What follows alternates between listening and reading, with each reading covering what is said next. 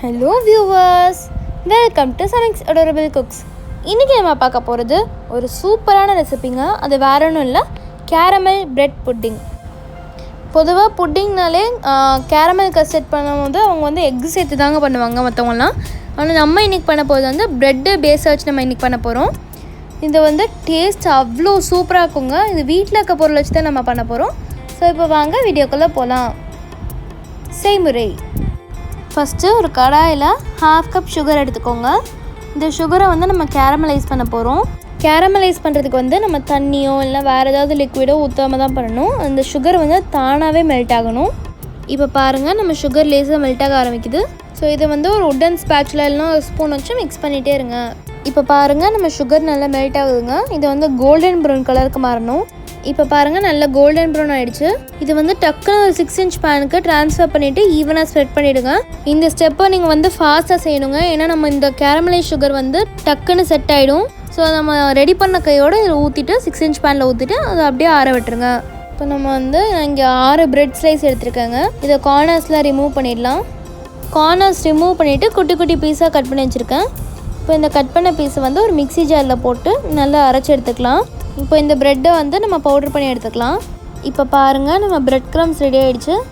இப்போ ஒரு மக்கில் நான் வந்து 3 டேபிள் ஸ்பூன் கஸ்டர்ட் பவுடர் எடுத்திருக்கேன். இப்போ இது கூட 1/2 கப் தண்ணி ஆட் பண்ணிவிட்டு நல்லா மிக்ஸ் பண்ணிக்கோங்க. இப்போ ஒரு சாஸ்பேன் எடுத்துக்கோங்க. அதில் 2 கப் பால் சேர்த்துக்கலாம்.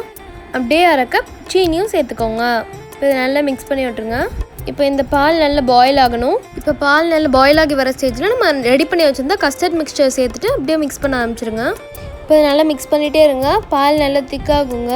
இப்போ பாருங்கள், பால் நல்லா திக்காகிடுச்சுங்க. இப்போ இது கூட நம்ம ரெடி பண்ணி வச்சுருந்த பிரெட் க்ரம்ஸை 2 டீஸ்பூனாக சேர்த்து நல்லா மிக்ஸ் பண்ணிக்கோங்க. இப்போ பாருங்கள், ரெடி ஆகிடுச்சுங்க. இப்போ இந்த மிக்சரை வந்து நம்ம ஏற்கனவே ஊற்றிருந்து இந்த கேரமல் டின்லேயே ஊற்றிக்கோங்க. இப்போ இது மேலே நல்லா ஈவன் பண்ணி விட்டுட்டு ஒரு அலுமினியம் ஃபாயில் வச்சு கவர் பண்ணிக்கோங்க இந்த டின்னை. இப்போ ஒரு கடாயில் நான் வந்து கொஞ்சம் தண்ணி ஊற்றி ஸ்டாண்ட் வச்சுருக்கேங்க. இப்போ அதில் இந்த டின்னை ப்ளேஸ் பண்ணி மூடி வச்சு மூடிடுங்க. இது வந்து 25 மினிட்ஸ்க்கு ஸ்டீம் பண்ணிக்கோங்க. பாயில் பண்ணக்கப்புறம் ஆற விட்டுருங்க. ரூம் டெம்பரேச்சருக்கு வந்தக்கப்புறமா 2 hours ஃப்ரிட்ஜில் வச்சு ரெஃப்ரிஜிரேட் பண்ணி எடுத்துக்கோங்க. இப்போ பாருங்கள், 2 hours ஆகிடுச்சு. ரெஃப்ரிஜிரேட் பண்ணிட்டேன். இப்போ ஒரு தட்டை வச்சு மூடி இந்த டின்னை கவுத்திடலாம். இப்போ இது மெதுவாக மேலே தூக்குங்க.